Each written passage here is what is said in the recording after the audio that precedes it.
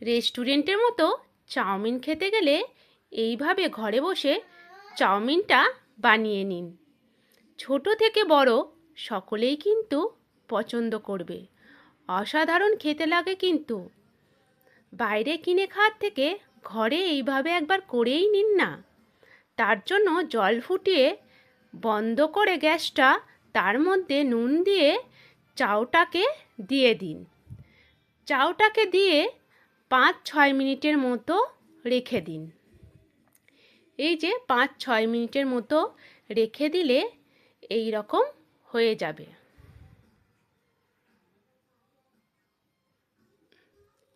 এই রকম হয়ে গেছে। এরপর একটি ছিদ্র পাত্রে জল ঝরিয়ে নিন চাউমিনটাকে।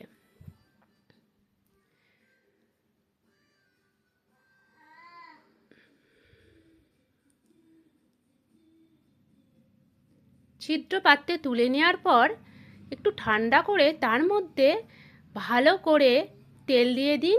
একদম চাউমিনটা যাতে গ্লেজি ভাব চলে আসে, বেশ খানিকটাই তেল দিন।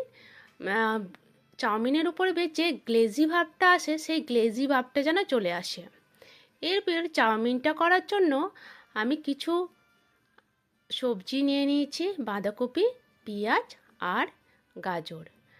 এইভাবে লম্বা লম্বা করে পাতলা পাতলা কেটে নিয়েছি। এরপর একটা মশলা তৈরি করে নিলাম। লঙ্কা, গোলমরিচ আর এলাচ, জাবিত্রী, লবঙ্গ আর দারচিনি, তার মধ্যে একটু নুন ছিটিয়ে দিলাম।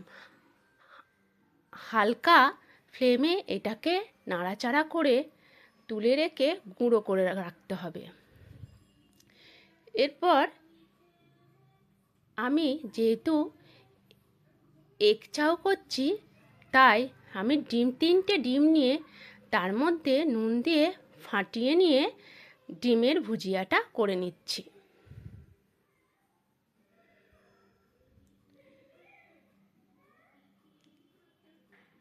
এইভাবে নাড়াচাড়া করে টুকরো টুকরো করে ডিমের ভুজিয়াটা করে নিতে হবে।